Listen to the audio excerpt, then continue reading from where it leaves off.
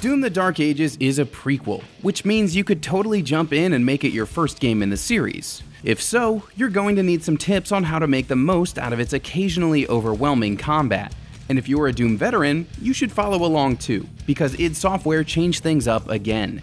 These 10 tips will help you become a well-oiled demon-killing machine.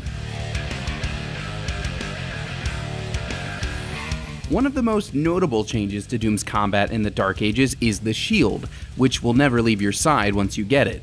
Well, except for when you throw it, but we'll talk about that next.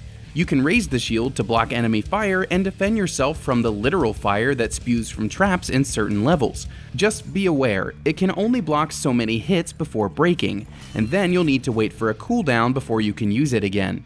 The other maneuver you need to remember is the shield charge. By holding down the back left shoulder button or right mouse button, you can target an enemy from a considerable distance away. You can then shoot yourself right up in their face. There are many uses for this technique. You could use it to close the gap for a melee attack or close range shotgun blast, move vertically if the enemy is perched above you, or deal a bunch of splash damage to a group of fodder enemies and regain some health. You could even use it defensively as a way to disengage from a losing fight.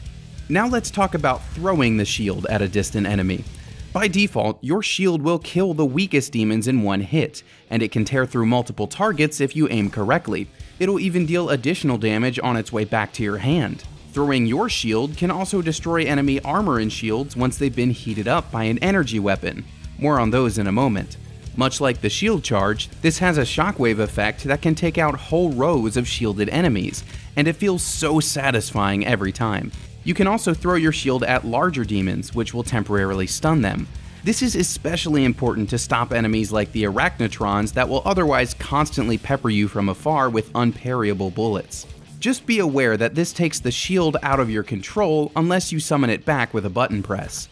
Timing matters, but letting your shield go for a moment to keep a stronger enemy occupied can give you a moment to clear out the cannon fodder. Still sticking with the shield here, we need to talk about parries. This is the biggest change in Doom: The Dark Ages. When a green-colored energy blast comes your way, you can raise your shield just before getting hit to send it right back at the enemy. This deals big damage and interrupts their attacks, opening them up for a whole lot of hurt. Note that you don't even have to aim the reflected projectile. It will automatically go right back to the demon that fired it. Also, don't be afraid of the bullet patterns your enemies fire off. Your best bet is to stand firm and parry back as many as you can. Make this a habit early on. Upgrading the shield gives parries a shockwave of their own, and you already know how powerful those can be. Once you start unlocking shield runes, you'll get additional buffs that give you even more reason to parry as often as possible. Parries are also the main strategy for taking down champion level demons. You can wear down these bosses with regular gunfire, but it is much more difficult to dodge their long range attacks than it is to parry their close range ones. Parrying as much as possible is the best way to drain their stamina meter, letting you do big damage while they recover.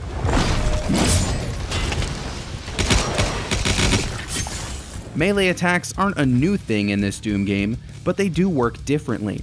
They operate on a cooldown, so you can't just spam punches against your opponents. You can also pick up melee ammo, which sounds funny, but instantly reloads a melee attack without waiting for the cooldown. Meleeing an enemy makes them drop gun ammo, so it's worth trading punches pretty often. Don't let limited melee ammo or cooldowns scare you away from using your melee strikes. It's a resource that's meant to be spent, and it doesn't have to be saved for special occasions. That said, it is good to use the melee weapon that best suits your playstyle. You'll pick up a few on your journey. For example, the power gauntlet you initially get has a shorter cooldown and is meant for one-on-one fights.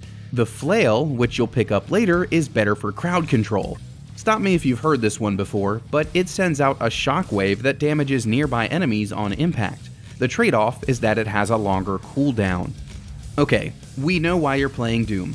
You want to shoot a bunch of cool guns. Go for it. The Dark Ages lets you lean on the guns you like best, but you still need to be aware of the differences between them. For example, energy weapons like the Accelerator or Cycler are the best for overloading the enemy's energy shields or heating up their armor. On the flip side, unarmored enemies are going to be more susceptible to the piercing shots of the Shredder or Impaler, and the close-range blasts of your shotguns. It's good to flip between all your guns depending on the situation, and the UI makes it really easy to see how much ammo you have left. The literal number is there in the weapon wheel, but if you're not sure if that number is high or low for that particular weapon, look at the wedge on the wheel itself. The higher the yellow meter is, the more ammo you actually have for that specific gun. After all, 6 shotgun shells means something very different from 6 auto-fire rounds for the pulverizer. In the same vein, pay attention to the range and bullet patterns of your guns. Some of these are self-explanatory. The combat shotgun and super shotgun are meant for getting up close and personal, while the Impaler fires deadly spike ammo in a long-range arc. Keep these in mind as you're fighting, so you don't waste ammo, even if there is a lot of it lying around. Some guns are better for crowd control. The aforementioned pulverizer fires a wide horizontal sheet of bullets, which can chew through rows of weaker demons. Once upgraded, the chain shot lets off a good old-fashioned shockwave when it connects, hitting extra enemies around the target.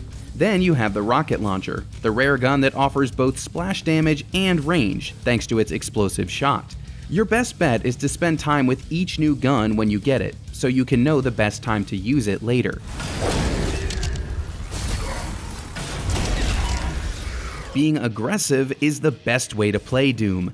In fact, being low on health is the time to go even harder. By default, enemies drop more health orbs when your health is low. You are not meant to retreat. As you upgrade your guns, you can also increase the shields and armor your enemies drop, so being aggressive is key. If you find yourself needing more health, you'll need to track down some of the tougher demons. Beating a leader, indicated by a blue, green, or yellow orb above their head, will reward you with upgrades to the Sentinel himself. You'll see these marked on the map's green checklist. Blue orbs mean more health, green gives more shields, and yellow is for increased ammo. Many of these fights are optional, or found in secret areas, but you really shouldn't skip them.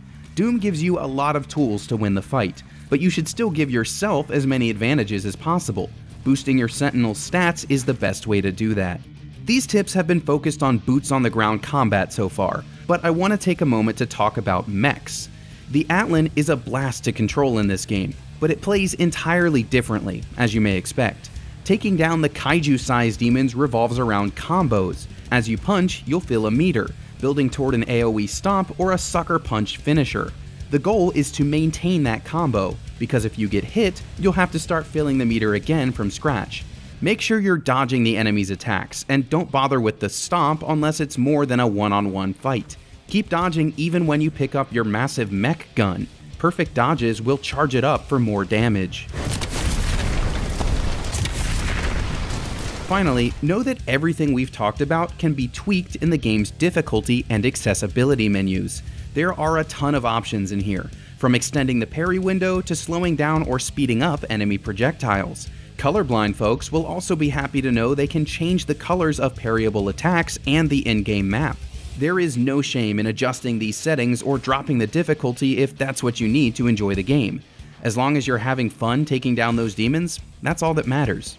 If you need more ripping and tearing tips, be sure to visit our wiki on IGN. These levels are packed with secrets to uncover when you're not fighting, and we can help you find them all.